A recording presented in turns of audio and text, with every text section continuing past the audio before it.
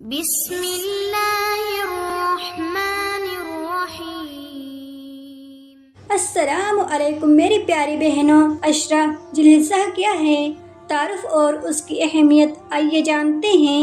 ذوالحجہ ہجری اسلامی کیلنڈر کا سب سے آخری یعنی 12واں مہینہ ہے، اور اس مہینے کے پہلے 10 دنوں کو عشرہ ذوالحجہ کہا جاتا ہے۔ اس مہینے کو یہ فضیلت حاصل ہے کہ اسلام کے 5 ستونوں یعنی شہادت، نماز، روزہ، زکوٰۃ اور حج میں سے ایک اہم ستون حج کو ادا کیا جاتا ہے۔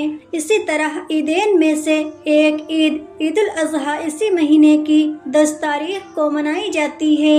شاید یہی وجہ ہے کہ اس مہینے کے پہلے 10 دنوں کی قرآن و حدیث میں بہت فضیلت ثابت ہے، اور اللہ تعالیٰ نے سورۃ الفجر میں ان 10 راتوں کی قسم کھائی ہے۔ ان سے جمہور مفسرین نے ذوالحجہ کی ہی 10 راتوں کو مراد لیا ہے۔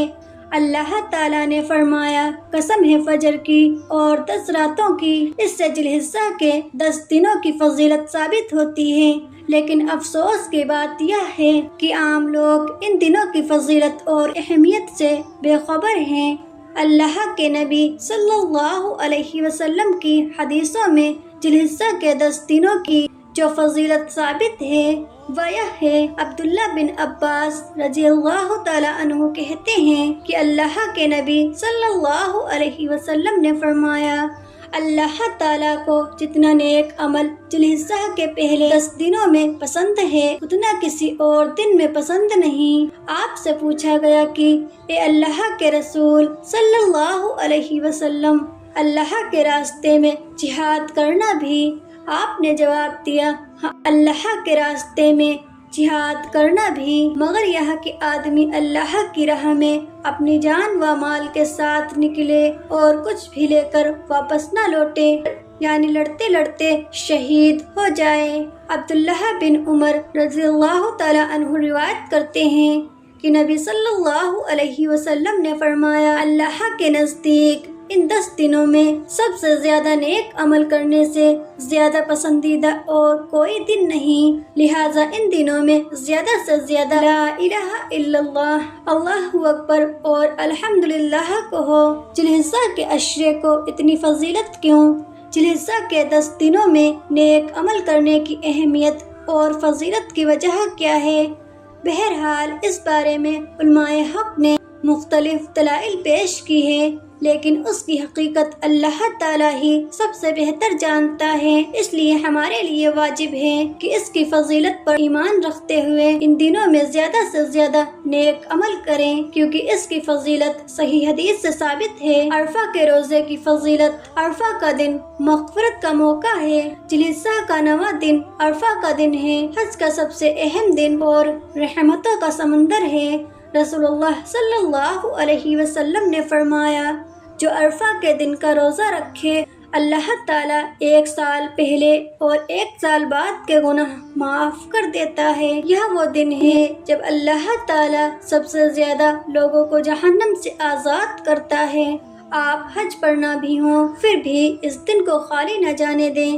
ذوالحجہ کی 9ویں تاریخ کو عرفہ کے نام سے جانا جاتا ہے۔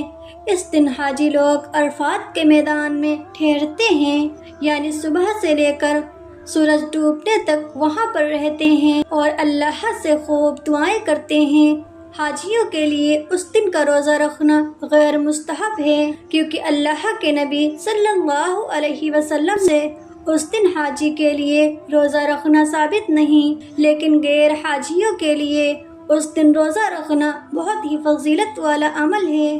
اللہ کے نبی صلی اللہ علیہ وسلم نے فرمایا، عرفہ کے دن کا روزہ رکھنے سے مجھے اللہ سے امید ہے کہ وہ پچھلے اور اگلے 2 سال کے گناہ معاف کر دے گا۔ اللہ کے نبی صلی اللہ علیہ وسلم کا یہ فرمان غیر حاجیوں کے لیے ہے، کیونکہ ابن عمر رضی اللہ تعالیٰ عنہ فرماتے ہیں کہ میں نے اللہ کے رسول صلی اللہ علیہ وسلم کے ساتھ حج کیا، آپ نے عرفہ کے دن روزہ نہیں رکھا۔ ابو بکر رضی اللہ تعالیٰ عنہ کے ساتھ حج کیا، انہوں نے روزہ نہیں رکھا۔ عمر رضی اللہ تعالیٰ عنہ کے ساتھ حج کیا، انہوں نے روزہ نہیں رکھا۔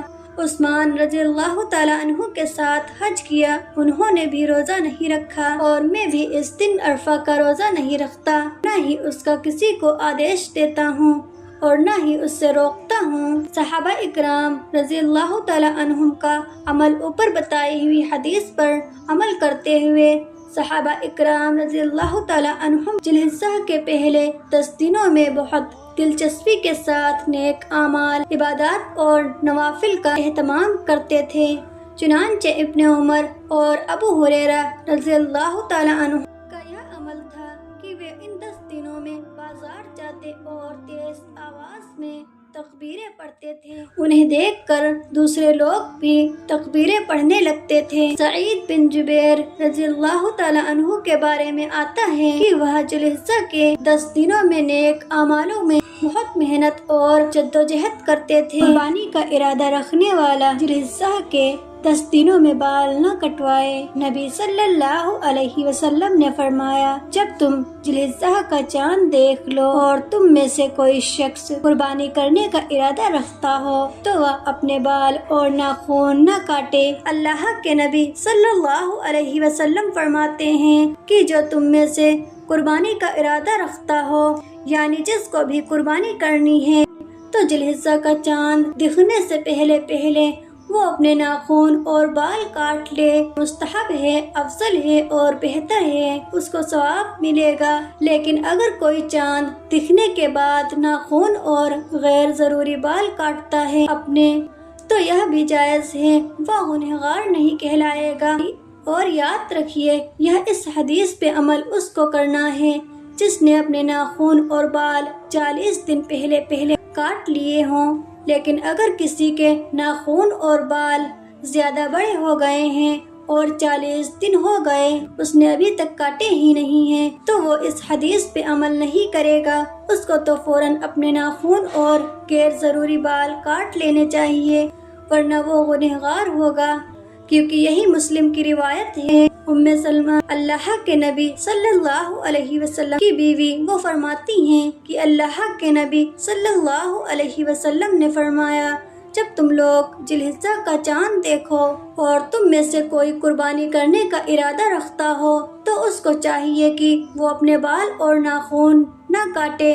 تو اس حدیث سے پتہ چلتا ہے کہ ذی الحجہ کا چاند دکھنے سے پہلے اپنے بال اور ناخن کاٹ لیں، اس کے بعد نہ کاٹے۔ یا مستحب اور پسندیدہ ہے بس۔ ان 10 دنوں میں کیا کرنا چاہیے؟ 10 ذی الحجہ میں ہمیں کیا کرنا چاہیے؟ نماز کی پابندی کریں، کثرت سے تسبیح پڑھیں، سبحان اللہ، الحمدللہ، لا الہ الا اللہ، اللہ اکبر۔ روزے رکھیں، خاص کر عرفہ کے دن کا روزہ 2 سال کے گناہ معاف کر دیتا ہے۔ توبہ کریں، دعا کریں، قرآن کی تلاوت کریں، اور اگر ممکن ہو تو قربانی ضرور کریں۔ ہر پل کو قیمتی بنا لیجئے۔